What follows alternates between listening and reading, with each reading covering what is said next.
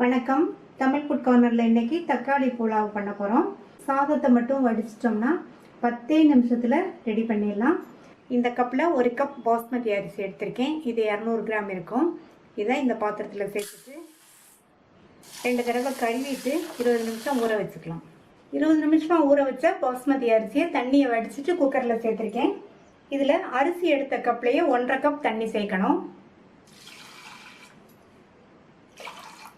இந்த சாதத்துக்கு தேவையான அளவு உப்பு, இதில் 2 டீஸ்பூன் எண்ணெய் சேர்த்துக்கலாம்.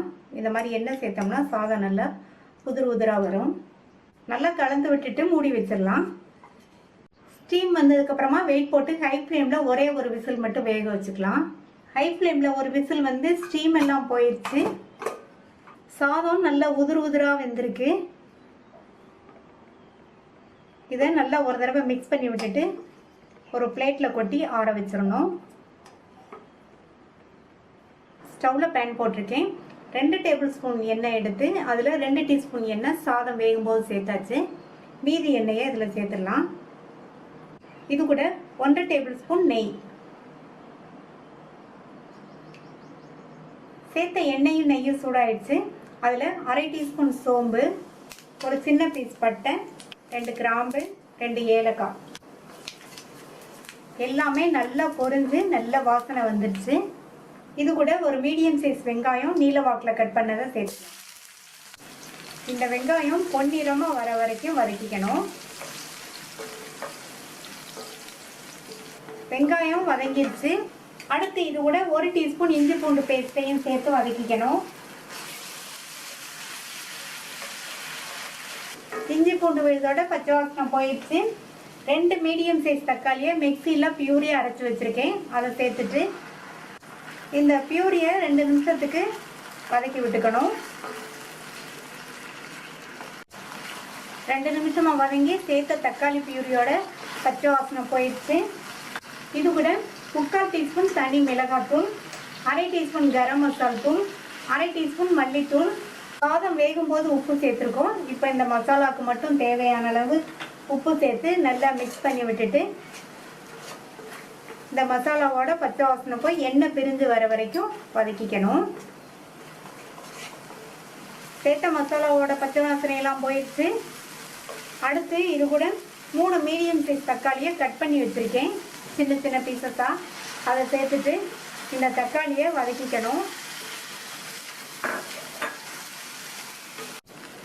சேர்த்துருக்க இந்த தக்காளி பச்சை வாசனை போக வதங்கணும்.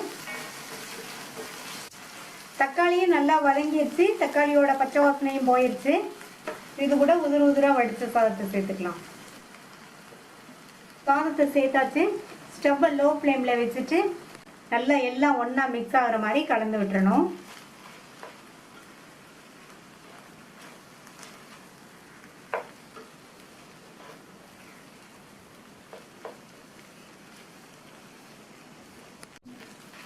இந்த மசாலா எல்லா பக்கமும் நல்லா கோட்டாகிற மாதிரி கலந்து விட்டாச்சு.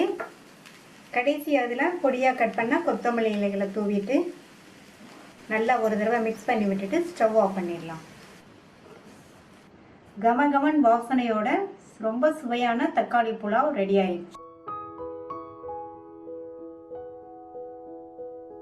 உருளைக்கிழங்கு பச்சை பட்டாணி புலாவ் பண்ண போகிறோம். இதனுடைய சுவை ரொம்ப நல்லா இருக்கும். இந்த டம்ளரில் 2 டம்ளர் பாஸ்மதி அரிசி எடுத்திருக்கேன். இந்த அரிசியோட அளவு 400 கிராம் இருக்கும். இதை 2 தடவை வாஷ் பண்ணிட்டு 20 நிமிஷமாக ஊற வச்சிருக்கேன். இந்த புலாவுக்கு ஒரு மசாலா ரெடி பண்ணணும். இந்த பவுலில் 1/2 கப் கெட்டியான தயிர் எடுத்து வச்சிருக்கேன். இது கூட 1/4 டீஸ்பூன் மஞ்சள் தூள், 1 டீஸ்பூன் தனி மிளகாத்தூள், 1 டீஸ்பூன் கொத்தமல்லி தூள், 3/4 டீஸ்பூன் கரம் மசால் தூள். இப்போ எல்லாத்தையும் நல்லா ஒன்றா மிக்ஸ் பண்ணி விட்டுக்கணும். நல்லா மிக்ஸ் பண்ணியாச்சு. இது இருக்கட்டும்.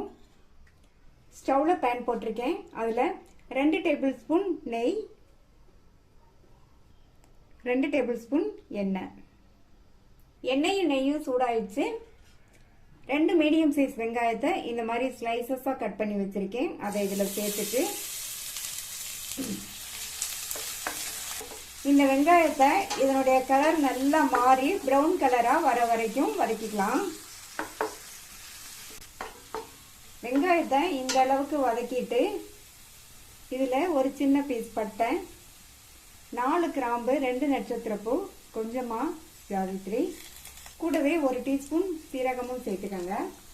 1 கருப்பு ஏலக்காய், 2 பச்சை ஏலக்காய், 2 பிரிஞ்சி இலை, அது கூட 10-12 போல் முந்திரி.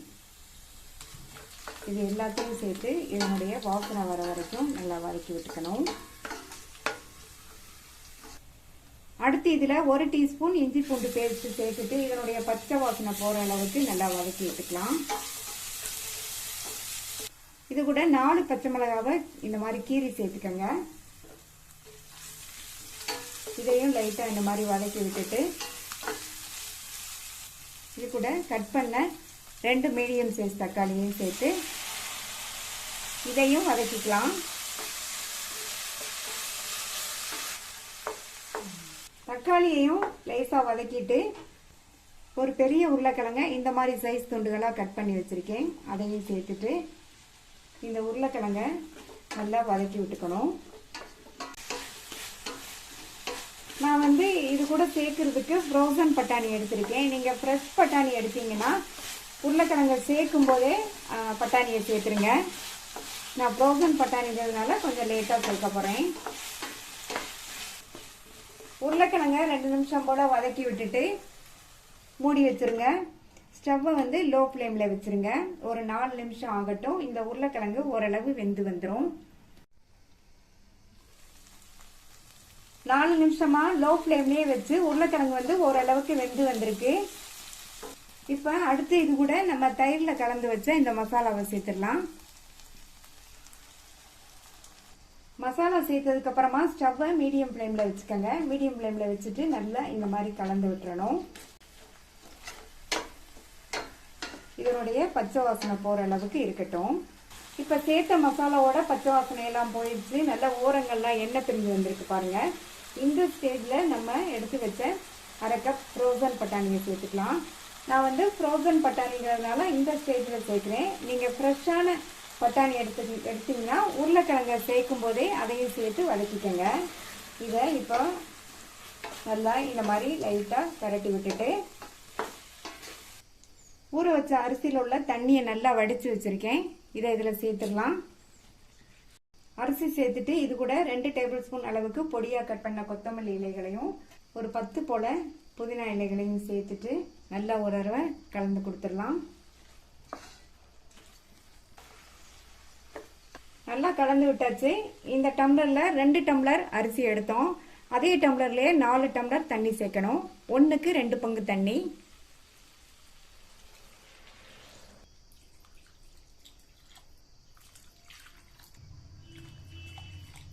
இதுக்கு தேவையான அளவு உப்பு சேர்த்துட்டு நல்லா மறுபடியும் ஒரு தடவை கலந்து விட்டுறலாம். நல்லா கலந்து விட்டுட்டு மூடி வச்சிருங்க. ஸ்டவ்வை ஹை ஃப்ளேமில் வச்சிருங்க. நம்ம சேர்த்துருக்கிற தண்ணி எல்லாம் நல்லா வத்தி வரட்டும். சிம்லேயே வச்சு 7 நிமிஷம் ஆச்சு. ஆல்மோஸ்ட் நம்மளுடைய உருளைக்கிழங்கு பச்சை பட்டாணி புலாவ் ரெடி ஆயிடுச்சு. இப்போ மூடி போட்டு ஸ்டவ்வை ஆஃப் பண்ணிடுங்க. அப்படியே ஒரு 10 நிமிஷம் இருக்கட்டும். 10 நிமிஷத்துக்கு அப்புறம் பார்க்கலாம்.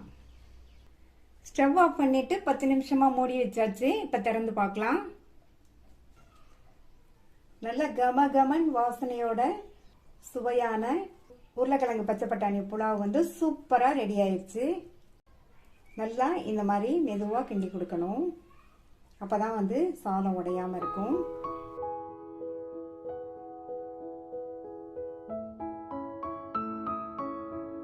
பச்சை பட்டாணி புலாவ் எப்படி பண்ணுறதுன்னு பார்க்கலாம். குக்கரில் 1/2 டேபிள் ஸ்பூன் நெய், 1/2 டேபிள் ஸ்பூன் எண்ணெய். நீங்கள் வேணால் ஃபுல்லாகவே நெய் கூட சேர்த்துக்கலாம்.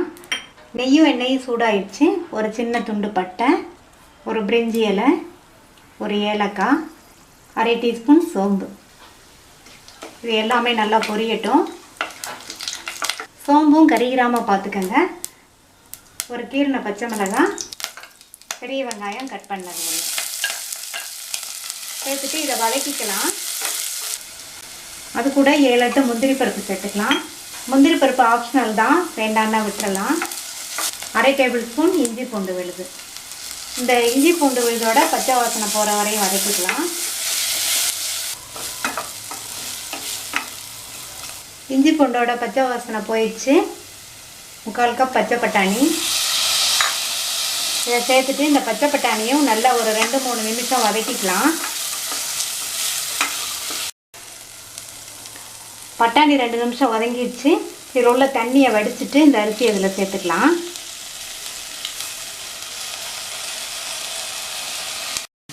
சேர்த்ததுக்கப்புறம் மறுபடியும் இதை வந்து ஒரு 2 நிமிஷம் வதக்கிக்கணும்.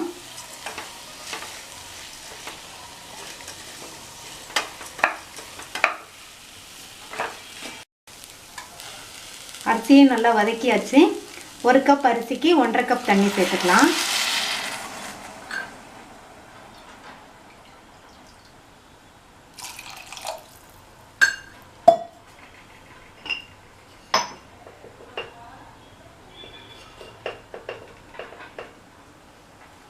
தேவையான அளவு உப்பு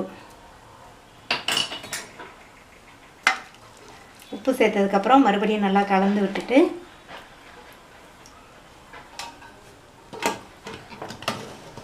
மூடி போட்டு ஸ்டீம் வந்தோடனே வெயிட் போட்டு மீடியம் ஃப்ளேமில் வச்சு 2 விசில் வரட்டும்.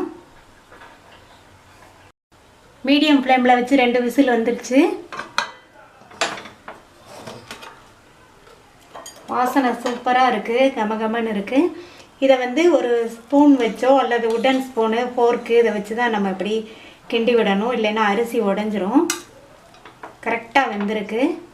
பச்சை பட்டாணி புலாவ் ரெடி ஆயிடுச்சு. டெக்கரேஷனுக்கு லைட்டாக கொத்தமல்லி தழை தூவிக்கலாம்.